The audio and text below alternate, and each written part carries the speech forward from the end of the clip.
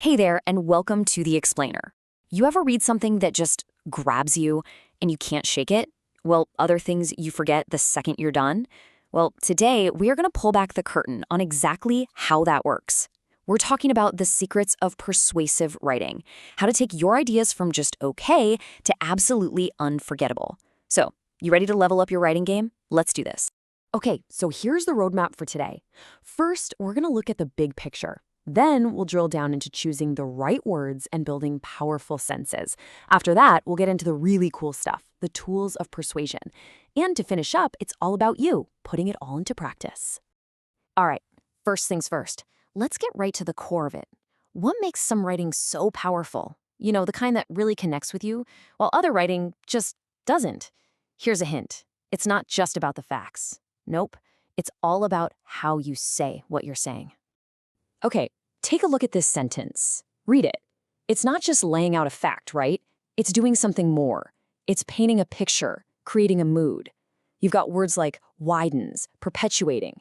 They make the problem feel like it's growing, like it's urgent. See? You're not just reading information, you're feeling the weight of it. So, what's the secret sauce here? It's not just about the logic, you know? It's this idea of stylistic composition. And really, that's just a fancy term for the craft of writing. It's the magic behind the curtain. It's all the little deliberate choices a writer makes. Every single word, every sentence, how the whole thing is put together. Okay, let's open up the writer's toolbox. Our first upgrade, words. And look, this is super important. This is not about cramming in big, complicated words to sound smart. Anyone can do that. This is about being a surgeon.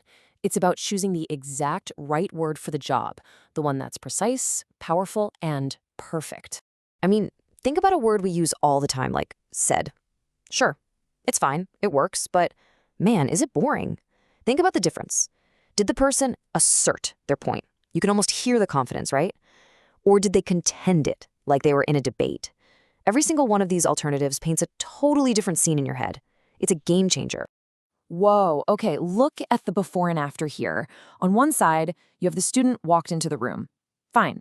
But look at the other side. The anxious student crept, observed the stern professor. Suddenly, we've got a whole movie scene playing out. There's emotion, there's tension, there's character, all from swapping out a few simple words.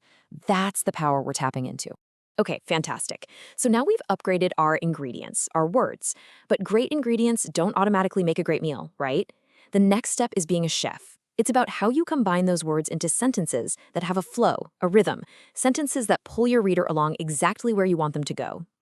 Yeah, think about it like you're composing a piece of music. You wouldn't just use one note over and over, would you? Of course not. Great writers mix it up. They use short, simple sentences for a quick, punchy effect. Bam! Then they use longer, more complex sentences to weave ideas together. It's this variety, this mix of all four types, that makes your writing sound less like a robot and more like a real dynamic voice. Let's make this real. Here's a simple sentence. The student wrote an essay. Okay, does the job. Now watch this. We transform it into a complex sentence. By adding that little phrase at the beginning, although the deadline was looming, what happens? Boom! Suddenly there's drama, there's context, there's a struggle. We get a much richer picture of what's going on, and we appreciate that student's effort so much more. Okay, team, this is where it gets really fun. We've got our powerful words, we're building better sentences. Now it's time to add the secret weapons. We're talking about rhetorical devices. These are the tried and true techniques that the greatest speakers and writers in history have used to make their words stick. This is the stuff that makes an argument truly unforgettable. So, if precise words were our hand tools, think of these as the power tools in your writing workshop. A metaphor, anaphora, parallelism, these aren't just fancy literary terms. They're practical tools that add punch, create a memorable rhythm, and, most importantly, forge a real emotional connection with the person reading your work. You know, to really get a feel for how these tools work, you have to see a master at work. So let's do a little case study. We're going to look at one of the most powerful speeches ever given. Dr. Martin Luther King Jr.'s I Have a Dream speech. It's just a masterclass in how to use this stuff. Right away, you see this incredible use of anaphora, that repetition of I have a dream. That is so intentional. It's not a mistake. It works like a drumbeat. You can almost hear it, right? It builds and builds, creating this powerful rhythm that drills the message straight into your heart. It makes it totally unforgettable. And then there's this beautiful, breathtaking metaphor. He could have just said, a place of freedom and justice. But he doesn't. He talks about an oasis. Think about that word, an oasis in a desert. He takes these big, abstract ideas, freedom, justice, and turns them into something you can almost feel. You can feel the cool water, the relief. It makes the goals so much more real and desirable. Okay, so we've taken it all apart. We've looked at the building blocks, we've examined the power tools, and we've seen how a master puts it all together. So what now? Well, this is the most important part of the whole lesson. It's your turn. All right, here's your mission. I want you to put everything we've talked about into practice. First, pick something you actually care about, something you're passionate about. Then, write a paragraph, but as you write, I want you to consciously think, am I using precise words? Am I mixing up my sentences? Can I use a metaphor here, or maybe some anaphora? This is where the learning really happens. This is where you go from just knowing this stuff to actually doing it.